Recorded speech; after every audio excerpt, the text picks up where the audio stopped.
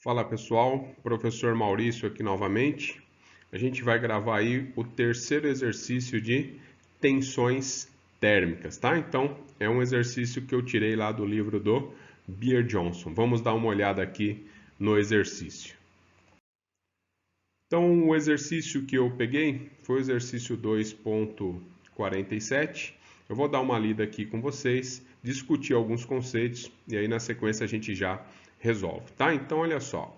O tubo de alumínio é completamente unido ao núcleo de ao núcleo de latão, tá? E a montagem tem as tensões aliviadas numa temperatura de 15 graus Celsius. Considerando apenas as deformações axiais, ou seja, dilatação linear, né, basicamente, determine a tensão no alumínio quando a temperatura alcançar 195 graus. Tá? Então, basicamente, a temperatura de início, a referência é 15 graus, vai passar para 195, então o que interessa é esse delta de temperatura, que vai dar 180 graus. Tá? Então, a gente vai trabalhar com esse delta de 180 graus.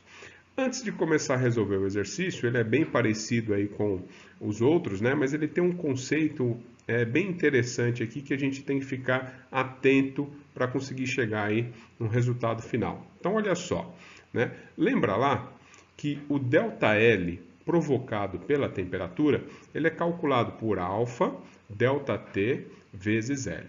Se você imaginar inicialmente que isso aqui seja uma barra maciça de um único material, tá? Imagina isso por enquanto, tá? Veja que, né, nesse caso hipotético que a gente está comentando, né, a gente não tem engastamento nem em cima nem embaixo, ou seja, né, o que seria essa barra maciça de um único material, ela está livre. Se você aquecer, ela aumenta de tamanho, vai aumentando aí, tá bom? Aumenta de tamanho, mas não vai ter tensão. Por que que não vai ter tensão? Porque ela aumenta de tamanho livremente, tá? Então, se você não restringir esse aumento de tamanho, não tem tensão gerada, tá bom? Então, esse é um ponto muito importante.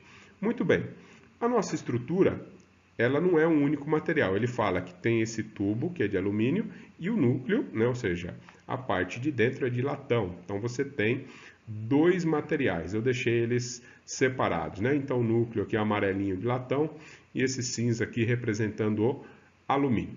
Então, o que que acontece? Um está dentro do outro, né? E a gente só vai ter tensão se um deformar de maneira diferente do outro.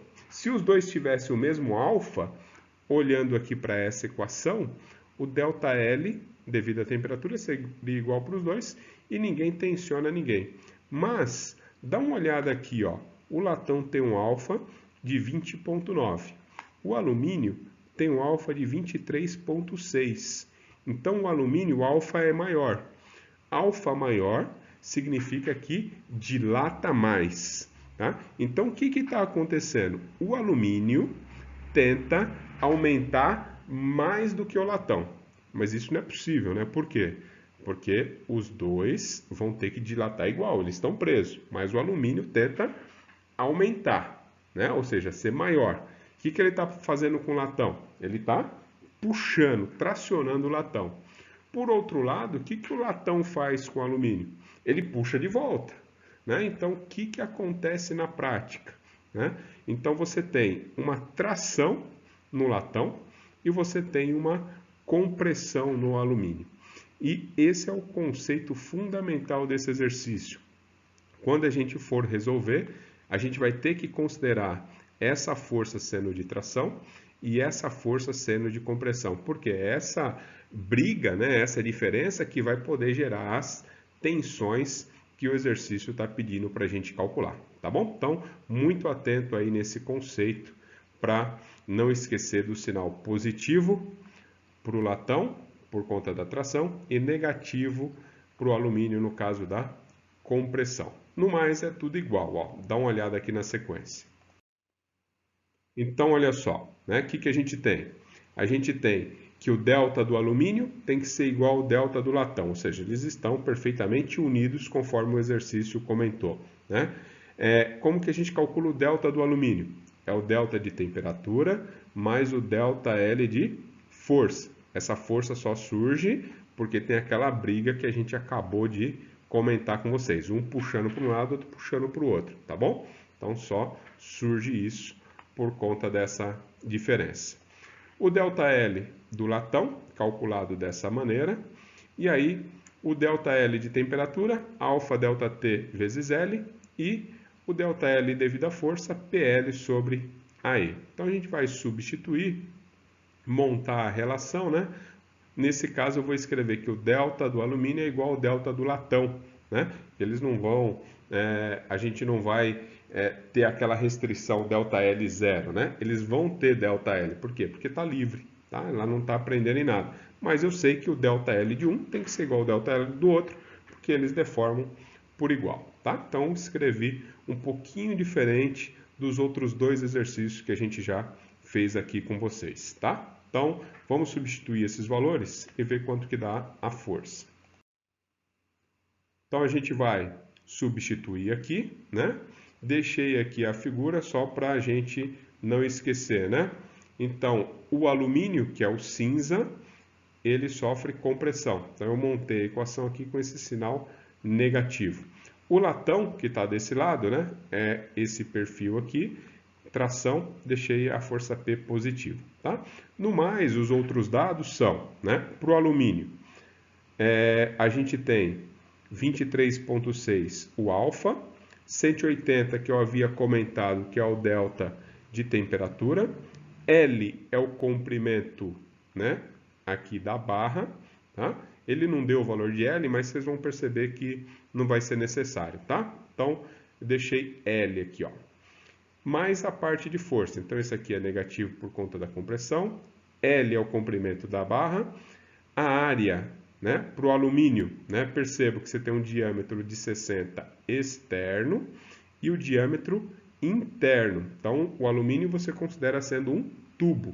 Então, π d quadrado sobre 4, né? Então, o diâmetro externo ao quadrado menos o diâmetro interno ao quadrado. Para o alumínio, ele deu o E igual a 70 gigapascal. Do outro lado, a gente tem 20,9, que é o coeficiente de dilatação térmica do latão, tá aqui. 180 é a variação de temperatura, vezes o L, que é o comprimento da barra. Mais P vezes L, dividido pela área do latão. A área, pessoal, né, ele é maciço.